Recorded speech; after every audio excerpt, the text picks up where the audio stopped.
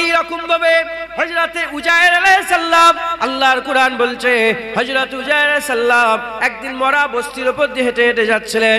আল্লাহর হুকুমে অনেক বড় ঘটনা, হুজুরের ঘুম লেগে গেল। হুজুর আমার বুজাকে, হুজুরের মাথার যে বুজা ছিল সেই বুজাটাকে নিচে নামিয়ে তার উপরে মাথা দিয়ে হুজুর আমার ঘুমিয়ে পড়লেন।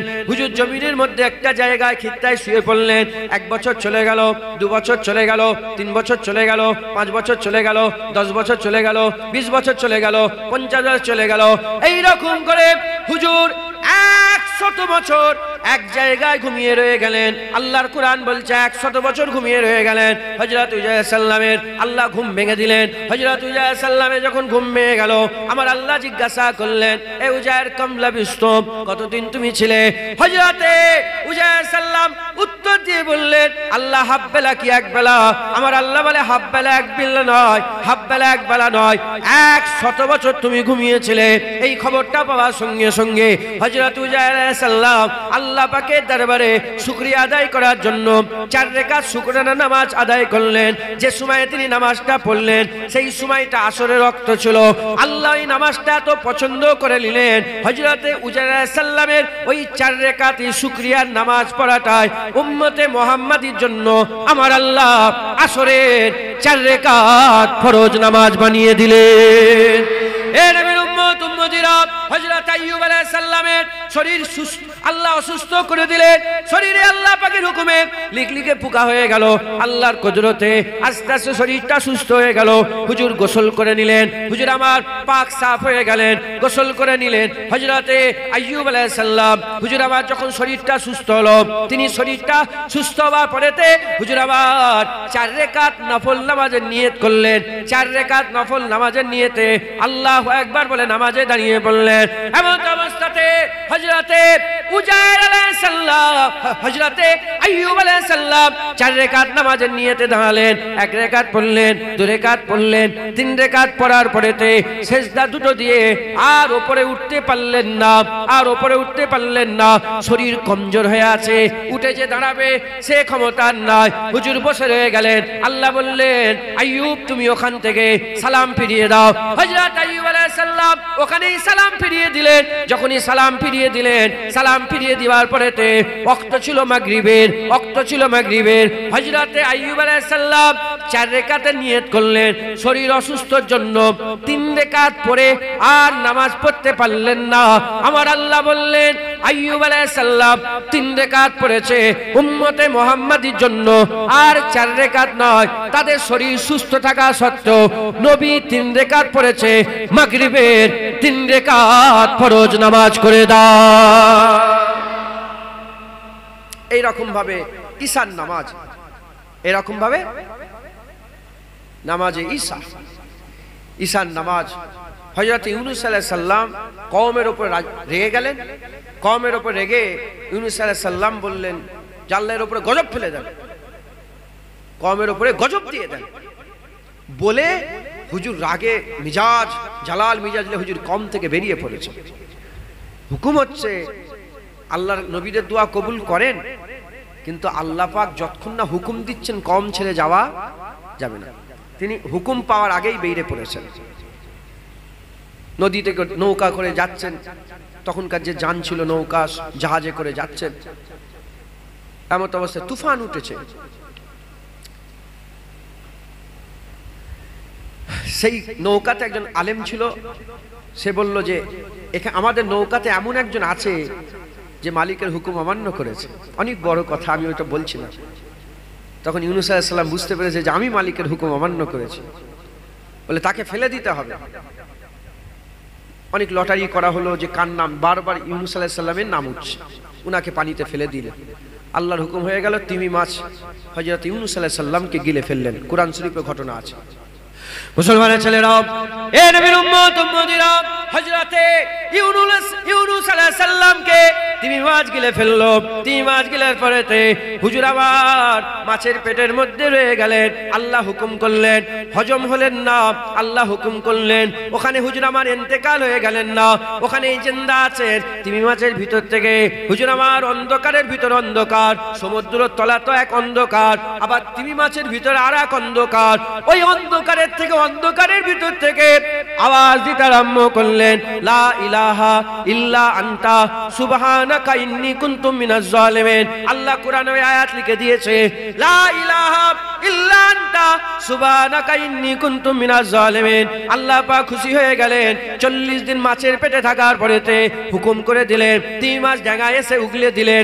উগলে দিবার পরেতে হুজুরকে কি করে দেয়া হলো, হুজুরের পাশে আল্লাহ গাছ ফুটিয়ে দিলেন, ওখানে আল্লাহ পাক খাবার দিয়ে দিলেন, তিনাকে ছায়া করতে আরম্ভ করলো।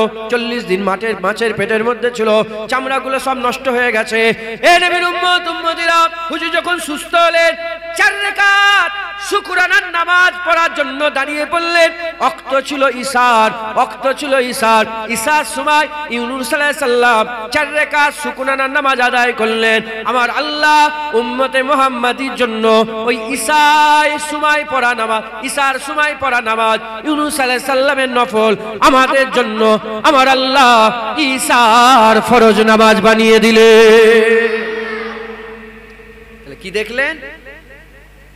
5 ওয়াক্ত নামাজ আমরা কোনো না কোনো নবীর অনুসরণ করে আমরা পড়ে থাকি। একবার জোরে বলেন সুবহানাল্লাহ। এরকম ভাবে হজ, রোজা, যাকাত সবই এরকম ভাবে হজের যে আরকানগুলো আছে, যে পদ্ধতিগুলো আছে, যে নিয়মগুলো আছে, এর প্রতিটাই আমরা কোনো না কোনো নবীর অনুসরণ করে পালন করি। একবার জোরে বলেন মুসলমানের ছেলেরা, এ নবীর উম্মত উম্মতিরা, যাতে আপনাদের মনের মধ্যে কোনো ডাউট না থাকে, পুরা ক্লিয়ার হয়ে যায়, তাই আমি আরো 2-1টা কথা উদাহরণস্বরূপ বলে দিয়ে যাই। ইবতেদাতে ভিত স্থাপনে আরো 2-1টা কথা বলে দিয়ে যায়। আপনি যে টুপিটা পরে আছেন, এটা কিতাব খুলে দেখেন, এটা সুন্নাত। মাথায় যে পাগড়ি পরে আছেন, এটা হচ্ছে সুন্নাত। আপনি যে জুব্বা পরে আছেন, এটা হচ্ছে সুন্নাত। আপনি যে কি বলে নখগুলো কাটেন, এগুলো হচ্ছে সুন্নাত। এ নবীর উম্মত উম্মতিরা, এরকম ভাবে যা যা আপনি পোশাক পরেন, এগুলো সুন্নতের একটা লিবাস আছে। যখন বান্দা হজ করার জন্য ইরাদা করে, বান্দা হজ করার যখন ইরাদা করে, আমার আল্লাহ পাক বলেন, টুপিটা খুলে ফেলে দাও, পাগড়িটা খুলে ফেলে দাও, জুব্বাটা খুলে ফেলে দাও, যা যা পোশাক আছে তোমার গুদরি খুলে ফেলে দাও, তোমার লিবাস খুলে ফেলে দাও, সুফিয়ানি ড্রেস সব খুলে ফেলে দাও। আল্লাহ পাক কেন? এসব তো সুন্নত। আল্লাহ বলে না, সব ফেলে দাও। ফেলে দেওয়ার পরেতে আল্লাহ তাহলে কি পরবো? আমার আল্লাহ বলে 2খানা চাদর নিয়ে নাও, একটা নিচেই পরে নাও, আর একটা গায়ে দিয়ে দাও, ওটার নাম হচ্ছে ইহরাম। ওই ইহরাম 2টো চাদর পরে নাও। আল্লাহ পাক টুপি কেন পরবো না, পাগড়ি কেন পরবো না, জুব্বা কেন পরবো না? এগুলো তো পরলে সওয়াব। হাবিবুল্লাহ হুজুর পাক বলেছেন, এগুলো পরলে কি অসুবিধা আছে? আমার আল্লাহ বলে না, এগুলো পরলে অসুবিধা নয়। তবে তুমি যদি হজ করতে চাও, আমার ঘর তওয়াফ করতে চাও, তোমাকে 2টো চাদর পরে আসতে হবে। কারণ এই 2টো চাদর পরে ইব্রাহিম খলিলুল্লাহ হজ করতে এসেছিল। তাই কিয়ামত পর্যন্ত আমার ঘরে যারাই আসবে, ইব্রাহিম খলিলুল্লাহর মতন ওই 2টো চাদর পরে আসতে হবে, না হলে তার হজ কবুল হবে না। যারা জানেন না জেনে নেন, ইহরামের সমস্যা হলে হজ সমস্যা হয়ে যাবে। ইহরামের সমস্যা হলে, যদি ইহরাম যদি ঠিক না হয়, হজও ঠিক হবে না। তাই 2টো চাদর আপনাকে পরতে হবে। কেন? ইব্রাহিম খলিলুল্লাহ ওই রকম 2টো চাদর পরেছে। চাদর হয়ে গেল, হাজী সাহেব যারা আছেন ধরে ফেলবেন, চাদর পরা হয়ে গেল। সুন্নাতুল ইহরামের 2টো নামাজ, 2 রাকাত নামাজ পড়ে সঙ্গে সঙ্গে জুবান দিয়ে বলতে আরম্ভ করে দিতে হবে, লাব্বাইক আল্লাহুম্মা লাব্বাইক, লাব্বাইক লা শারীকা লাক লাব্বাইক, ইন্নাল হামদা ওয়ান নি'মাতা লাকা ওয়াল মুলক লা শারীকা লাক। তালবিয়া পড়তে হবে। আল্লাহ কেন? মুসলমানের ছেলেরা, এ নবীর উম্মত উম্মতিরা, সমস্ত উলামায়ে হযরতদের জিজ্ঞাসা করে দেখে যান, লাব্বাইক আল্লাহুম্মা লাব্বাইক, লাব্বাইক মানে আমি হাজির আছে। কেউ যদি ডাকে জুনায়েদ তুমি কোথাও, যে আমি এখানে আছি, তাহলে তো বলবো আমি এখানে আছি। কারো আওয়াজ ডাকা শুনতে পাচ্ছি না, কিন্তু আমরা বলছি হাজির আছে। এই যে হাজির আছি, লাব্বাইক আল্লাহুম্মা লাব্বাইক, এর মানে কি আল্লাহর ডাকে সাড়া দিচ্ছি? না না না না না, কোনো আলেম বলতে পারবে না যে বান্দা আল্লাহর ডাকে সাড়া দিচ্ছে। এ মুসলমানের ছেলেরা, মুসলমানের ছেলেরা, 4000 বছর আগে জাবিলে আবু কুবাইস বলে একটা পাহাড় আছে, কাবা তো আল্লাহ তৈরি করালেন। ইব্রাহিম খলিলুল্লাহ, ইসমাইল জাবিউল্লাহ সঙ্গে করে নিয়ে কাবা তৈরি হয়ে গেল। যখন কাবাঘর সম্পূর্ণ হয়ে গেল, আল্লাহ বললেন আওয়াজ দাও, আমার বান্দাদের করে ডাকো। হযরত ইব্রাহিম খলিলুল্লাহ কাবা শরীফের পাশে জাবিলে আবু কুবাইস বলে পাহাড় আছে। জাবিলে আবু কুবাইস পাহাড়ের উপরে হযরত ইব্রাহিম খলিলুল্লাহ উঠে দাঁড়িয়ে বললেন, দাঁড়িয়ে আওয়াজ দিতে আরম্ভ করলেন। আল্লাহর ঘর কাবা তওয়াফের জন্য বান্দাদের ডাকতে আরম্ভ করলেন। যখন হুজুর ডাকলেন, যারা যেসব বান্দাগুলো দুনিয়ায় ছিল আল্লাহ তাদের কানে কানে পৌঁছে দিলেন। যেসব বান্দাগুলো মায়ের পেটের মধ্যে ছিল আল্লাহ তাদের কানে কানে পৌঁছে দিলেন। যেসব বান্দারা এখনো মায়ের পেটে আসেনি, বাপের পুষ্টে ছিল, বাপের পিঠে ছিল, আল্লাহ তাদেরও কানে কানে পৌঁছে দিলেন। এই আওয়াজটা আল্লাহ আলামে আরওয়াহ, রূহের জগতে সমস্ত রূহকে আরওয়াহকে সমান আল্লাহ পাক শুনিয়ে দিলেন, আরওয়াহকে আল্লাহ শুনিয়ে দিলেন। এ নবীর উম্মত উম্মতিরা, হযরত ইব্রাহিম খলিলুল্লাহ সেই যে আওয়াজ দিয়েছিলেন, বান্দা আল্লাহর ঘরের দিকে আসো, আল্লাহর ঘরের দিকে আসো। আজ 4000 বছর হয়ে গেল, বান্দা সেই আওয়াজের ডাকে সাড়া দিয়ে দিয়ে সারা পৃথিবী থেকে কোটি কোটি কোটি কোটি কোটি বান্দা লাব্বাইক লাব্বাইক বলে ইব্রাহিম খলিলুল্লাহ সেই ডাকে সাড়া দিয়ে এখনো যাচ্ছে। কিয়ামত পর্যন্ত বান্দা আল্লাহর কাবায় হাজির হয়ে যাবে। সেই ডাকে সেলিব্রেট এখনো হচ্ছে, যেটা ইব্রাহিম খলিলুল্লাহ জাবলে আবু কুবাইসে ডেকেছিলেন।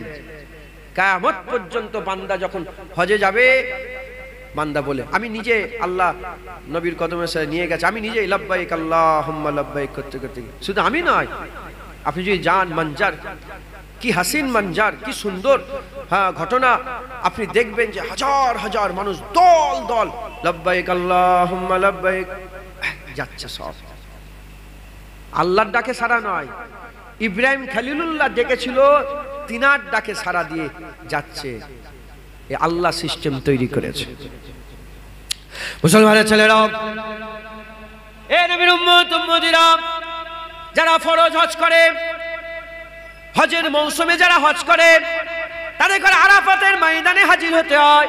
আরাফাতের ময়দানে জাওয়াল থেকে নিয়ে গুরুব পর্যন্ত, দুপুর থেকে নিয়ে মাগরিব পর্যন্ত, সূর্য যখন মাঝখানে থাকবে ওখান থেকে নিয়ে আর মাগরিব পর্যন্ত ওখানে আরাফাতের ময়দানে হাজির হতে হবে। খবর নিয়ে দেখে যান, স্পেশাল কোনো দোয়া নাই, স্পেশাল কোনো রকমের আমল নাই, কোনো নামাজ নাই। কেউ আমল কোনো দোয়া পড়তেও পারে, না পড়লে কোনো ক্ষতি নাই। নামাজ আদায় করতে পারে, না আদায় করলে কোনো ক্ষতি নাই। কোনো রকমের কোনো তেলাওয়াত করতে পারে, না করলে কোনো ক্ষতি নাই। ওই জায়গায় হাজিরটা দিতে হবে, এটা হুকুম। আরাফাতের ময়দানে হাজির দিতে হবে। আল্লাহ পাক কেন আরাফাতের ময়দানে হাজির হতে হবে? কোনো দোয়া নাই, কোনো দরুদ নাই, কোনো স্পেশাল কিছু নাই, কেন এই জায়গায় হাজির হতে হবে? নবীর উম্মত উম্মতিরা, আমার আল্লাহ বলছে আরাফ মানে কি জানো? আরাফ মানে পরিচিত হয়ে যাওয়া, আরাফ মানে চিনতে পেরে যাওয়া, আরাফ মানে তাকে খুঁজে পেয়ে যাওয়া, খুঁজে পেয়ে যাওয়া। আর তোমাদের আব্বা আদম সাফিউল্লাহ, তোমাদের আম্মা হাওয়া যখন আল্লাহ জান্নাত থেকে নামিয়ে দিয়েছিলেন, আব্বাকে তো হিন্দের জমিনে নামিয়েছিলেন, আম্মাকে আর একটা কোনায় নামিয়ে দিয়েছিলেন। আব্বা আম্মাকে খুঁজছিলেন, আম্মা আব্বাকে খুঁজছিলেন। খুঁজতে খুঁজতে খুঁজতে খুঁজতে তখন কোনো নাম ছিল না।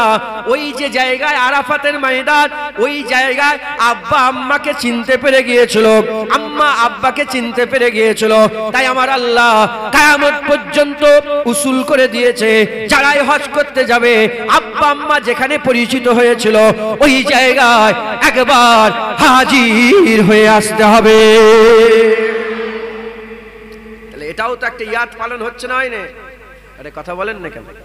হচ্ছে না, হয়নি? এরপরে সব হাজি সাহেবরা মুজদালিফা মিনা হয়ে জুমারাতে চলে যায়। জামারাত, ওখানে গিয়ে 3টে শয়তান আছে। কটা শয়তান বলেন? শুনছেন আপনারা? 3টে শয়তান আছে। 3টে শয়তানকে পাথর মারতে হয়, প্রথম দিন, দ্বিতীয় দিন, তৃতীয় দিন। 3টে শয়তানকে পাথর মারতে হয়। এখন আপনারা আকলমান লোক, জ্ঞানী লোক, হ্যাঁ, আপনারা বলেন তো, যদি একটা অন্য ধর্মের মানুষ আপনাকে বলে যে কেন পাথর মারো, ওখানে কি শয়তান পাথর খাওয়ার লেগে দাঁড়িয়ে আছে? আরব সরকার থেকে আগে ছোট মতন ছিল, এখন বড় করে দিয়েছে শয়তানটাকে, বড় পাথরের একটা মানে পাথর দেয়াল, একটা ওয়াল, একটা বড় চওড়া একটা ওয়াল করে। আরে এদিকে তাকান, তাহলেই হয়েছে। কি ওয়াজ শুনছেন? এ তো সব ভুলে যাবেন, এ তো বেরিয়ে যে সব ভুলে যাবেন। আরব সরকার পাথরের একটা দিওয়াল করে দিয়েছে, দিয়ে তার নাম দিয়ে দিয়েছে শয়তান।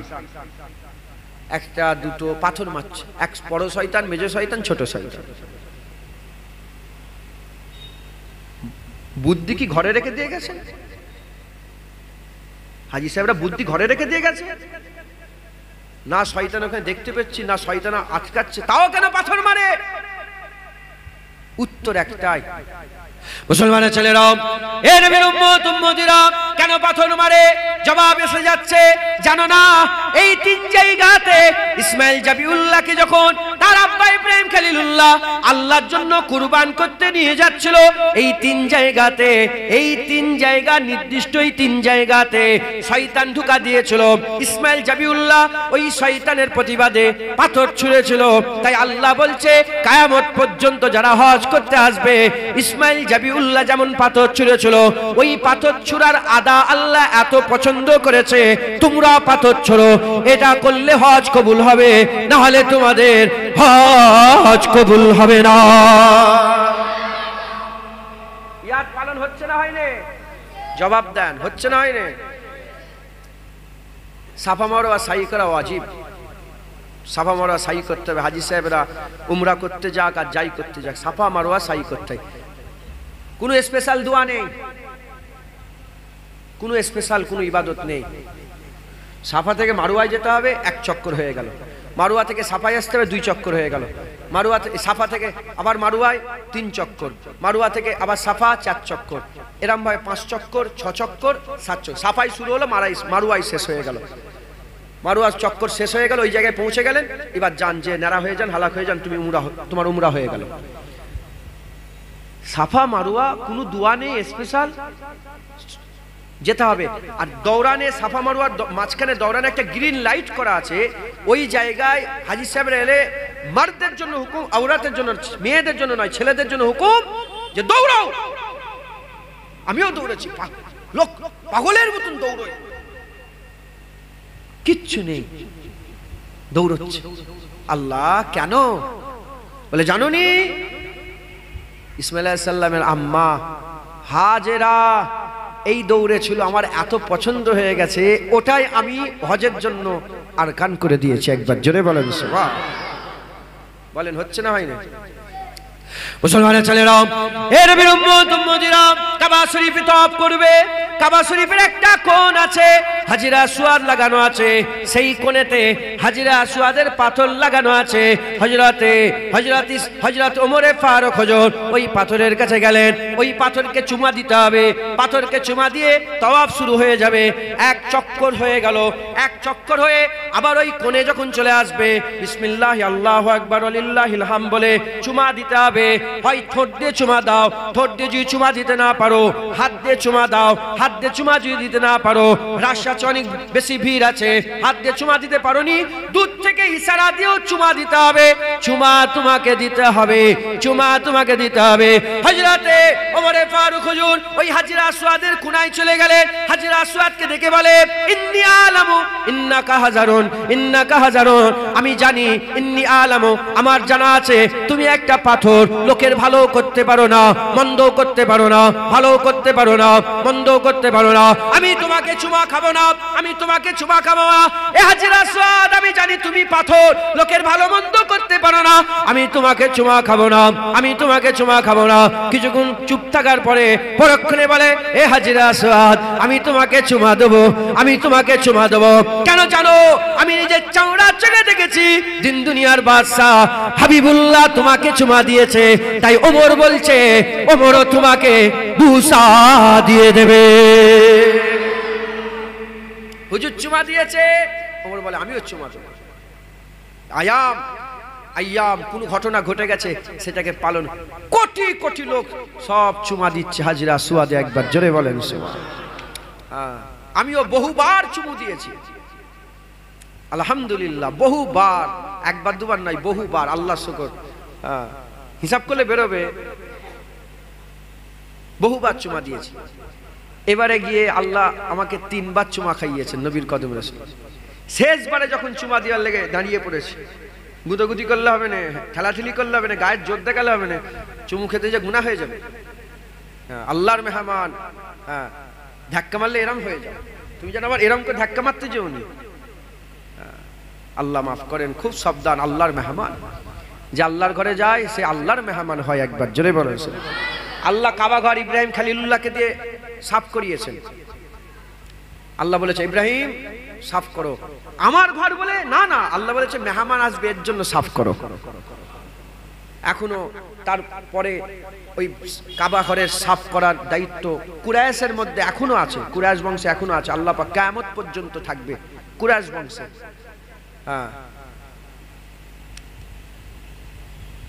তো কেউ কাবা ঘর সাফ করে, কেউ পানি খাওয়ার দায়িত্ব, আগে হুজুরের জামানাতে ভাগ করে নিয়েছিলেন। কেউ পানি খাওয়ার দায়িত্ব নিয়েছিলেন যে হাজি সাহেব যারা আসবে আমরা পানি দেবো তাদের করে। কেউ আবার কাবা ঘরটা পরিষ্কার করার দায়িত্ব, গিলাপটা পরিষ্কার, এরম সব ভাগ করা। তো যাই হোক, সে হাজি আসওয়াদ কাবা শরীফ আল্লাহর মেহমান সব দাঁড়িয়ে আছে। আল্লাহকে সাক্ষী রেখে বলছে, আমি আল্লাহকে বললাম যে আল্লাহ গুনাহ মাফ হওয়ার লেগে চুমু না, চুমু তো অনেকবার খেয়েছি, একবার এক নিয়েছি, এই চুমা আমার হুজুর চুমু খেয়েছে তাই আমিও চুমু খাবো। আল্লাহ নবীর কদমের সিলায় মিলিয়ে দিয়েছেন, আল্লাহ চুমা দিয়ে দিয়েছেন। আল্লাহ সবাইকে আপনাদের নিয়ে যান আর হাজির আসওয়াদে একটা করে বুসা দিবার তৌফিক ইনায়াত করে দেন। ওমরে ফারুক হুজুর বলছে হুজুর চুমু খেয়েছে, তাই আসলান ওমরে ফারুক হুজুর প্রথমে তো বললো পাথর তোমাকে চুমা দেবো না, তারপরে রাজি হয়ে গেল চুমা দিতে। আসলান ওমরে ফারুক হুজুর পাথরে নয়, হুজুর পাকে লাবে চুমা দিয়েছে, হুজুর পাকে ঠোঁটে চুমা দিয়েছে। জোরে বলেন, ঠোঁট লেগেছে তাই চুমা দিয়েছে। এখন আমি আপনাদের যেটা বুঝাতে চাইছি, নামাজ দেখেন ঘটনা ঘটেছে সেইটাকে পালন করছি, সেলিব্রেট করছি, বারবার ওটাকে ইয়াদ পালন করছি। হজ ঘটনা ঘটে গেছে, পাথর মারা হয়ে গেছে, ইসমাইল জাবিউল্লাহ মেরেছে, আদম সাফিউল্লাহ আম্মা হাওয়া মিলেছে, হযরত ইব্রাহিম খলিলুল্লাহ ড্রেস পরেছে, তখন হয়তো এরকমই ড্রেস ছিল, এত উন্নত মানের ড্রেস ছিল না, 4000-5000 বছর আগের কথা, কিন্তু আল্লাহ ইয়াদ পালন করাচ্ছে। বড় লোক, গরিব, আমির, ফকির, রাজা, বাদশাহ যেই হোক, ফকির গেছে সেও দুটো চাদরে, আর সারা পৃথিবীর বাদশাহ এসেছে সেও দুটো চাদরে, ইব্রাহিম খলিলুল্লাহ পড়েছে। তাহলে ইয়াদ পালন করা, আইয়াম পালন করা, কোন ঘটনাকে ঘটনা ঘটে যাওয়া, এটা ইসলামে নেই এরকম নয়, ইসলামে আছে। একবার জোরে বলেন সুবহানাল্লাহ। এবার প্রশ্ন, আমার হুজুর পাক সাল্লাল্লাহু আলাইহি সাল্লাম কি সেই ইয়াদ পালন করেছে কোন ঘটনা? আগে করতেনি তারপরে হুজুর করেছে, এরকম কি কোনো ঘটনা আছে? মুসলমানের ছেলেরা, এ নবীর উম্মত উম্মতিরা, হুজুরের কাছে খবর এলো আশুরার 10 তারিখে, হুজুরের কাছে খবর এলো আশুরার 10 তারিখটাকে ইহুদিরা ঈদ পালন করে। কি পালন করে? ঈদ, মানে মুহররমের 10 তারিখ। আমাদের মুহররমের 10 তারিখ আছে না নেই? হুজুর পাকের কাছে খবর এলো মুহররমের 10 তারিখ, আশুরার 10 তারিখ ঈদ পালন করে। কে ঈদ পালন করে? ইহুদিরা ঈদ পালন করে। আকা মাওলা রাসূলুল্লাহ ডাকলেন ইহুদিকে, এই ইহুদি বলো বলো তোমরা মুহররমের 10 তারিখ আশুরার ইয়াউমে আশুরা, আশুরার দিনটা কেন তোমরা পালন করো, ঈদ কেন পালন করো? যে রাসূলুল্লাহ বলছে লা লা তারফা আসওয়াত, যে রাসূলুল্লাহ সাল্লাল্লাহু আলাইহি ওয়াসাল্লাম বলছেন খবরদার খবরদার কোন ধর্মের অনুসরণ করো না, ধর্মের অনুসরণ করো না। যে আকা মাওলা রাসূলুল্লাহ বলছেন, যে রাসূলুল্লাহ সাল্লাল্লাহু আলাইহি ওয়াসাল্লাম বলছেন কোন ধর্মের কোন জিনিসকে অনুসরণ করো না, ইহুদিদের মতন চলাফেরা করো না, ইহুদিদের মতন চলাফেরা করো না, খ্রিস্টানের মতন চলাফেরা করো না, মুশরিকদের মতন চলাফেরা করো না। সেই রাসূলুল্লাহ ইহুদিকে ডেকেছে, ডেকে জিজ্ঞাসা করছে বলো বলো বলো বলো তোমরা কেন ঈদ পালন করো? বলার সঙ্গে সঙ্গে ইহুদি বলে এই দিনে আমাদের নবী মুসা কালিমুল্লাহ ফেরাউনের সঙ্গে লড়াইয়ে জিতে গিয়েছিল। বনি ইসরায়েলরা ফেরাউনের সঙ্গে লড়াই করে জিতে গিয়েছিল, ফেরাউন ধ্বংস হয়েছিল, আর মুসা কালিমুল্লাহকে আমার আল্লাহ নদী ফাঁক করে পানি ফাঁক করে সেখান থেকে আজাদ করে দিয়েছিলেন, তিনারা বিজয় হয়ে গিয়েছিলেন। আমরা তাই ইয়াউমে মুসা পালন করে, ইয়াউমে মুসা পালন করে এ নবীর উম্মত উম্মতিরা হযরতে মুসা আলাইহিস সালামের জিতে যাওয়া খুশি পালন করি। তাই আমরা কি করি, এই দিনটায় রোজা রেখে ঈদ পালন করে, আশুরাতে রোজা রেখে ঈদ পালন করে। হুজুর পাক বললেন এ আমার সাহাবারা ইহুদিদের থেকে বেশি আমরা মুসা কালিমুল্লাহর হকদার, ইহুদিদের থেকে বেশি আমরা মুসা কালিমুল্লাহর হকদার। যখন ইহুদিরা এই দিনটাকে পালন করে আমরাও এই দিনটাকে পালন করব, তারা পালন করে খুশি পালন করে, আমরাও এই দিনটাকে খুশি পালন করব। তারা একটা রোজা রেখে পালন করে, আমরা দুটো রোজা রেখে পালন করব। জোরে হবে না সুবহানাল্লাহ? তাহলে ঈদে ইয়াউমে মুসা আলাইহিস সালামের ইয়ামটাকে তারা ঈদ হিসাবে ইহুদিরা পালন করত। হুজুর বললেন যে মুসা আলাইহিস সালামের মহব্বতে পালন করো, মুসা আলাইহিস সালামকে তোমরা যত না ভালোবাসো তার থেকে তো আমরা বেশি ভালোবাসি, আমরা বেশি হকদার। তাই আমরা দুটো রোজা রাখবো, হয় আগে নাহলে পরে। এই 10-এর হয় 9-10 নাহলে 10-11 মিলিয়ে আমরা দুটো রোজা পালন করব। তাহলে হুজুর পাক নিজে ইহুদিদের ঈদ হুজুর পাক নিজে পালন করেছে না করেন? আরে কথা বলেন না, পালন করেছে না করেন? যখন ইবনে হাজার আসকালানী রাহমাতুল্লাহ আলাইহি, আমি ওনার মাজারে গিয়েছি, ওনার মাজার জিয়ারত করেছি, আল্লাহ করিয়েছেন। ইবনে হাজার আসকালানী হুজুরকে জিজ্ঞাসা করা হলো যে ঈদে মিলাদুন নবী, রাসূল পাক সাল্লাল্লাহু আলাইহি ওয়াসাল্লাম মিলাদ, ঈদে মিলাদুন নবী পালন করা কেমন? হুজুর তখন এই হাদিসটার কথাই বলেছিলেন যে যখন রাসূলুল্লাহ নিজে ইয়াউমে মুসা পালন করেছে, আমরা ইয়াউমে ঈদে মিলাদুন নবী পালন করব, ইয়াউমে বিলাদাতে মুস্তাফা পালন করব, এতে কোনো অসুবিধা নেই। কারণ হুজুর পাক বলছেন যে মুসা আলাইহিস সালামের হকদার আমরা বেশি, আমরা বলি রাসূলুল্লাহর হকদার আমরা বেশি, আমাদের থেকে বেশি আর কে হকদার আছে? একবার জোরে বলেন সুবহান। কথা ঠিক না ভুল বলেন? হ্যাঁ, হুজুর পাক নিজে ঈদে ইয়াউমে মুসা পালন করেছে। ওই দিনটাই, ওই 10ই মুহররম, অন্য রিওয়ায়াতে এসেছে হযরতে নূহ আলাইহিস সালামের নৌকা যদি পাহাড়িতে আল্লাহ লাগিয়ে দিয়েছিলেন, হুজুর প্রথম জমিনে পা দিয়েছিলেন বন্যা হয়ে যাওয়ার পরে। অনেকে ইয়াউমে নূহ পালন করে, আর ওই দিনটাই কাবা শরীফে আইয়ামে জাহিলিয়াতের যুগ আগে থেকেই তারা খুশি পালন করত মক্কার মানুষেরা, কারণ ওই দিনে কাবায় প্রথম গিলাফ চড়ানো হয়েছিল, তাই ইয়াউমে গিলাফে কাবাও পালন করে। হুজুর পাক সব জানা সত্ত্বেও হুজুর ওই দিনটাকে পালন করলেন, যে দিনটা আগে থেকে লোক পালন করত। কিভাবে?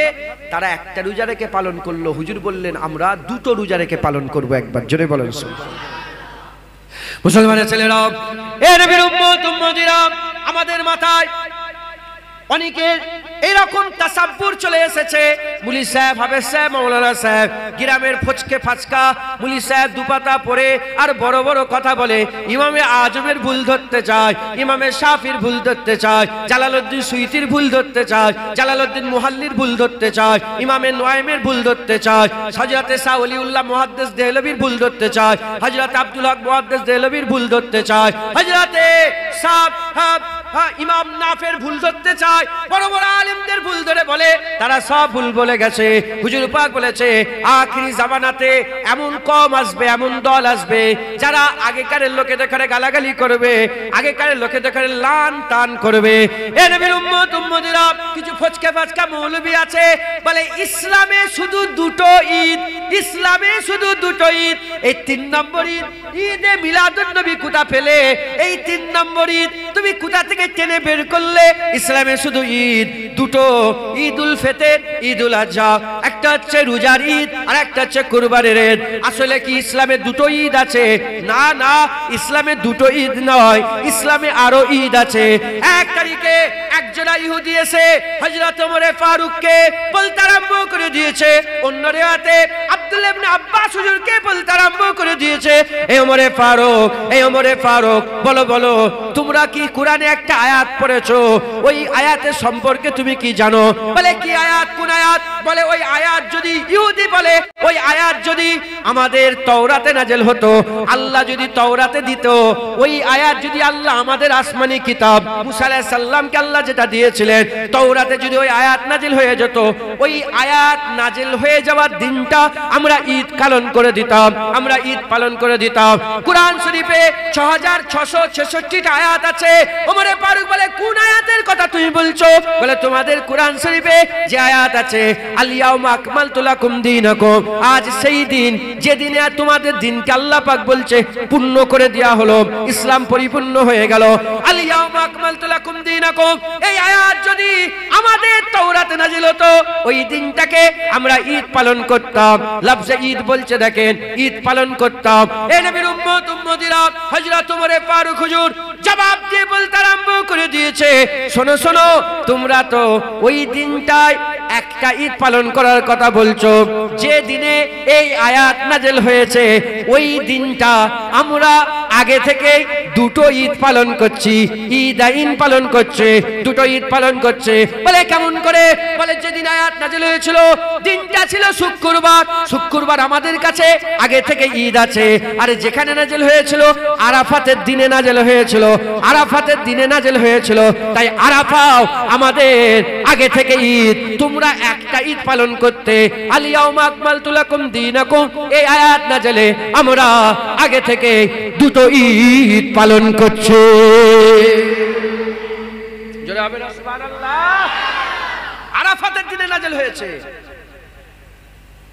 আরাফাত আগে থেকেই আমাদের ঈদ। আর জুম্মার দিনে নাযিল হয়েছে, জুম্মা আগে থেকে আমাদের ঈদ। উলামায়ে হযরত বলে যদি একটা আয়াত আসে, একটা আয়াত আসার কারণে যদি দুটো ঈদ হয়ে যায়, তাহলে কুল আয়াত যে রাসূলুল্লাহর উপরে নাযিল হয়েছে, সেই রাসূলুল্লাহ যেদিন এসেছে ওদিন আমাদের জন্য কোটি কোটি ঈদ কুরবান। একবার জোরে বলেন সুবহানাল্লাহ। হ্যাঁ, যেদিনে একটা আয়াত নাযিল হয়েছে সেই দিনে যদি দুটো ঈদ হয়ে যায়, সাহাবাদের জুবান থেকে, জুবানে সাহাবাদের মাধ্যমে দুটো ঈদ হয়ে যায়, হ্যাঁ, যেদিন কুল কুরআন রাসূলুল্লাহর উপরে এসেছে, সেই রাসূলুল্লাহ যেদিন এসেছে সেদিন আমাদের জন্য ঈদের দিন। একবার জোরে বলেন সেদিন আমাদের জন্য কি বলেন? ঈদের দিন। হ্যাঁ, তাহলে ওসব মুলি সাহেব যখন জবাব দিয়ে বলবেন যে আর দুটো ঈদ নেই ইসলামে, বলে আর 3 নম্বর 4 নম্বর ঈদ কোথা থেকে পেলে? বলে আব্দুল্লাহ ইবনে আব্বাসের কাছ থেকে পেয়েছি, ওমরে ফারুকের কাছ থেকে পেয়েছি। আরাফাত ঈদ, জুম্মাও ঈদ, জুম্মাও ঈদ। ইয়া রাসূলুল্লাহ, জুম্মা কেন ঈদ? হুজুর পাক, জুম্মা কেন ঈদ? আকামাল রাসূলুল্লাহ বললেন, জুম্মার দিন এলে তোমরা গোসল করে নেবে, ভালো করে পরিষ্কার হয়ে যাবে। যে ইয়া রাসূলুল্লাহ,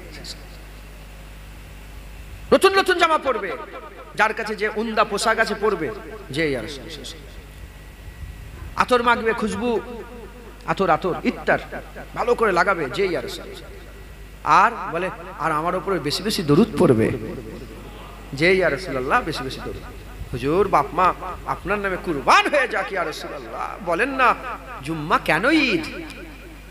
মুসলমানের ছেলেরা, এ নবীর উম্মত উম্মতিরা, তাবলীগকে জিজ্ঞাসা করেন, তাবলীগ একটা দল আছে না নাই? তাবলীগকে জিজ্ঞাসা করেন তারা বলে জুম্মা ঈদ, অস্বীকার করে না, মেনে নেয়। ওয়াহাবিদের জিজ্ঞাসা করেন, তারা বলে জুম্মা ঈদ মেনে নেয়। আহলে হাদিসকে জিজ্ঞাসা করেন, জুম্মা ঈদ মেনে নেয়।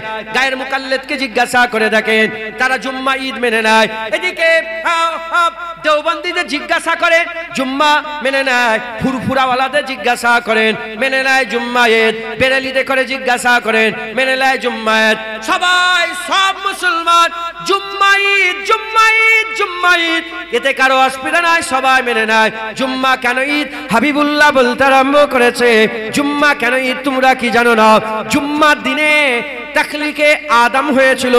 জুম্মার দিনে আমার আল্লাহ পাক খুলেকা আদমকে তৈরি করেছিল। জুম্মার দিনে আদমের পয়দা হয়েছিল, তাই জুম্মাকে আমার আল্লাহ ঈদ ঘোষণা করে দিয়েছে। আদমের পয়দাতে বছরে 52টা ঈদ হয়ে গেছে। আমাদের কোনো অসুবিধা নাই। আদমের পয়দাতে যদি জুম্মা ঈদ হয়ে যায়, বছরে 52 বার পালন করে, কেউ ফতোয়া না দেয়, এক মুস্তাফা সাল্লাল্লাহু আলাইহি সাল্লাম যে আদমেরও নবী, আদম আলাইহিস সালাম পয়দা হয়ে উপর দিকে তাকিয়ে দেখেছে, আরশের উপরে লেখা আছে লা ইলাহা ইল্লাল্লাহ মুহাম্মাদুর রাসূলুল্লাহ। তাই একটা আপনাদের বলে দিই যে নবী 40 বছরে নবী হয় না, তোমার জিভ টেনে ছিঁড়ে লিয়া হবে না। হুজুর আদমের পয়দার আগে থেকেই নবী। শুধু আদম নয়, কুল কায়নাত তৈরি করার আগেই আমার আল্লাহ নবীকে নবী ঘোষণা করে দিয়েছিলেন। জোরে বলেন সুবহানাল্লাহ। হুজুর বলেছে আউয়ালামা, হযরত জাবের হুজুর থেকে বর্ণিত, আউয়ালামা খালাকাল্লাহু নূরি। হুজুর বলেছে সবের আগে আমার নূরকে আল্লাহ তৈরি করেছে। একবার জোরে বলেন আউয়াল, প্রথম আমার নূরকে তৈরি করে। তখন কিছুই ছিল না, না জমিন ছিল, না আসমান ছিল, না পাহাড় ছিল, না পর্বত ছিল, কিছুই ছিল না। শুধু আল্লাহ ছিল আর রাসূলুল্লাহ ছিল, আর কিছু ছিল না। আদম আলাইহিস সালামকে তৈরি করতে কটা জিনিস লেগেছে বলে জানেন আপনারা? আপনাকে তৈরি করতে কটা জিনিস লেগেছে? আদম আলাইহিস সালামকে তৈরি করতে কটা? 5টা। মাটি। তাহলে আদমের আগে মাটি ছিল না ছিল না? জোরে বলেন। মাটি ছিল, আগে মাটি ছিল, তারপরে তো আদম। কারণ মাটি লেগেছে, আদমের আগে মাটি। আর একটা পানি, কাদা করা হয়েছে, তো খুমির করা হয়েছে। তাহলে পানি আগে ছিল, আদমের আগে পানি ছিল। হাওয়া শুকিয়েছে তো, বাতুস বাত খা, হাওয়া। তাহলে হাওয়া আগে ছিল না ছিল না? তাহলে আদমের আগে হাওয়া, আর আগুনে তাকে, ভাট্টিতে তাকে শক্ত করা হয়েছে, মজবুত করা হয়েছে। আগুন আগে ছিল না ছিল না? তাহলে আদমের আগে মাটি ছিল, আদম আলাইহিস সালামের আগে পানি ছিল, আদম আলাইহিস সালামের আগে হাওয়া ছিল, আদম আলাইহিস সালামের আগে আগুন ছিল। যখন কায়া তৈরি হয়ে গেল, 5 নম্বর রূহ ফুঁকে দেয়া হলো, আদম জিন্দা হয়ে গেল। তাহলে এই 5টা জিনিস আগে ছিল, আদম আলাইহিস সালাম পরে। আর হুজুর যখন ছিল, মাটিও ছিল না, হাওয়াও ছিল না, কিছুই ছিল না। আমার আল্লাহ রাসূলুল্লাহকে তৈরি করেছিলেন। আমার আল্লাহ তিনার কুদরতে, তিনার হুকুমে, কুন ফায়াকুনের মাধ্যমে, ইন্নামা আমরুহু ইজা আরাদা শাইআন আইয়াকুলা লাহু কুন ফায়াকুন, কুন ফায়াকুনের মাধ্যমে আমার আল্লাহ হাবিবুল্লাহ নূরকে তৈরি করে ফেললেন। তাই নবী 40 বছর রাসূল হয়েছে, নবী হয়েছে না, না না, ভুল কথা। যখন নবীর ব্যাপারে তুমি যখন কিছু জানতে পাবে, হুজুরের ব্যাপারে, ইসলামের ব্যাপারে, হ্যাঁ, আল্লাহর কুরআন বলছে মোমেন তো তারা যারা শোনে আর মেনে নেয়। যে যে যে আজ আয়রা গায়রা যে উঠছে, যে পাচ্ছে, হুজুরের সামনে বিয়াদবি না, না। গোলাম যতক্ষণ আছে মালিকের বিয়াদবি সহ্য করা হবে না। এখানে কে কত মহব্বত করে এটা বড় প্রশ্ন নয়, কে কত ভালোবাসে এটা বড় প্রশ্ন নয়। যদি জুনায়েদের বাপও হয়, জুনায়েদের বাপেরও জিভ টেনে ছিঁড়ে লিয়া হবে, হুজুরের সামনে বিয়াদবি করছে। জুনায়েদের বাপ বলে কথা নয়, জুনায়েদের ভাই চাচা বলে কথা নয়, মুল্লা মৌলভী বলে কথা নয়। নবীর সামনে বিয়াদবি করলে জুনায়েদের মায়েরও খাল খিচে লিয়া হবে। হুজুরের বিরুদ্ধে কি করে কথা বলতে পারে? কারণ ঘোষণা হয়ে গেছে, লা ইউমিনু আহাদুকুম হাত্তা আকুনা হাব্বা ইলাইহি মিন ওয়ালিদিহি ওয়া ওয়ালাদিহি ওয়ান নাসি আজমাইন। এটা কি শুধু কিতাবেই লেখা থাকবে? না আকীদাতেও নিয়ে আসতে হবে যে লা ইউমিনু আহাদুকুম, একজনও মুমিন হতে পারবে না, একজনও মুমিন হতে পারবে না হাত্তা আকুনা হাব্বা ইলাইহি, যতক্ষণ না সে আমাকে মহব্বত করছে, তার বাপ মা, তার ছেলে পুলে, ওয়ান নাসি আজমাইন, সমস্ত মানুষের থেকে বেশি রাসূলুল্লাহ সাল্লাল্লাহু আলাইহি ওয়াসাল্লামকে যতক্ষণ না ভালোবাসছে সে মুমিন হতে পারবে না। আদম আলাইহিস সালাম তিনি আমাদের নবী, তিনি হচ্ছে আমাদের আব্বাজান, তিনার আহলিয়া হচ্ছে আমাদের আম্মাজান। হুজুর পাক বলেছেন আমার আম্মা হাওয়া আলাইহিস সালামকে আল্লাহ এত সুন্দর করেছেন, এত সুন্দর করেছেন। আল্লাহ পাক সৌন্দর্যর ভাগ করে সব ভাগ হাওয়া আলাইহিস সালামকে দিয়েছেন, আর এক ভাগ গোটা পৃথিবীতে ছড়িয়ে দিয়েছেন। আমাদের আম্মা জান, আমাদের আব্বা জান, ওখান থেকে আমরা উজুদে এসেছি। হ্যাঁ, ওখান থেকে আমরা উজুদে এসেছি। হ্যাঁ, কিন্তু আব্বা আম্মা হয়েছে, বিয়ে শাদী হয়েছে বলেই তো। আরে কথা বলছেন না কেন? আমাদের আম্মা হয়েছে, আর আমরা হালালি সন্তান হয়েছি, বিয়ে শাদী হয়েছে বলে তো। খবর নিয়ে আদম আলাইহিস সালামকে জিজ্ঞাসা করেন, আব্বা আম্মার সঙ্গে বিয়ে হলো, কি মোহর আদায় করলেন? রিওয়ায়াতে এসেছে 11 বার রাসূলুল্লাহর উপরে দরুদ পড়েছিল, ওটাই মোহর হয়ে গেছে, আল্লাহ শিখিয়েছিলেন। রাসূলুল্লাহর উপরে দরুদ পড়েছে 11 বার রাসূল পাক সাল্লাল্লাহু আলাইহি ওয়াসাল্লাম। তাহলে হুজুর যদি রাসূল না থাকতো কার উপরে দরুদ পড়ছে? কথাই ঢুকছে, বুঝতে পেরেছেন তো? সেই আদম আলাইহিস সালামের পয়দাতে বছরে 52 বার ঈদ পালন করি, ঈদে মিলাদে আদম, আর একবার ঈদে মিলাদে মুস্তাফা পালন করলেই কলজে ফেটে যায়। হ্যাঁ, হুজুর পাক যেদিন এসে, যেমন আদমের পয়দা এসে দিন খুশি, জুম্মা ঈদ,